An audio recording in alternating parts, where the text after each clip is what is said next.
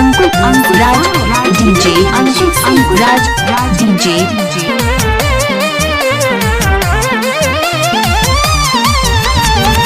जईबू ससुरार जान हमारा के तेज के शोभा बढ़ाइबू अपना सजना के सेज के। जईबू ससुरार जान हमारा के तेज के शोभा बढ़ाइबू अपना सजना के सेज के।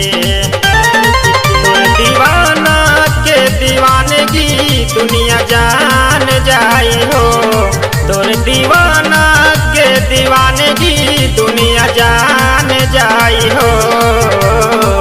डोली चढ़ के जाइबू तू त जान हमारे अर्थी शमशान जाई हो।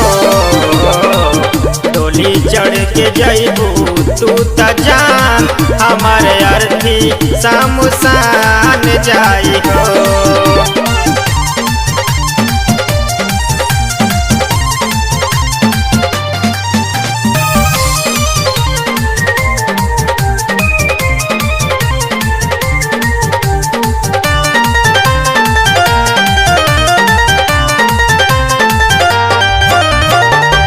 तनिको न कदर कैलू हमरा हो प्यार के, नफरत के खंजर गैलू सीना में उतार के। तनिको न कदर कैलू हमरा हो प्यार के, नफरत के खंजर गैलू सीना में उतार के। तोहरे संगे हमर दुनिया अब जहान जाई हो, तोहरे संगे हमर दुनिया अब जहान जाई हो। डोली चढ़ के जाइबू हमर जान हमर अर्थी शमशान जाई हो। डोली चढ़ के जाइबू तू त जान हमारे अर्थी शमशान जाई हो।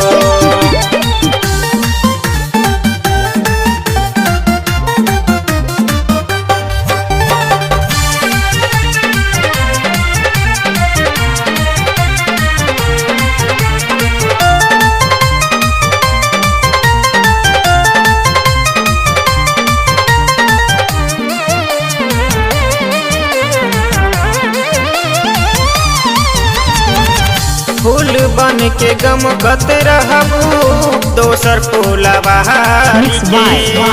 सोचलू न तनिको अर्जुन अमित के लाचारी के।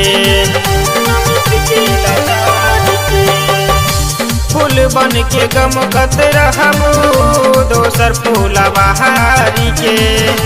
सोचलू न तनिको अर्जुन अमित के लाचारी के। तोरे संगे हमर दुनिया अब जहान जाई हो, तोहरे संगे हमर दुनिया अब जहान जाई हो। डोली चढ़ के जाइबू तू त जान हमर अर्थी शमशान जाई हो। डोली चढ़ के जाइबू हमर जान हमर अर्थी शमशान जाई हो।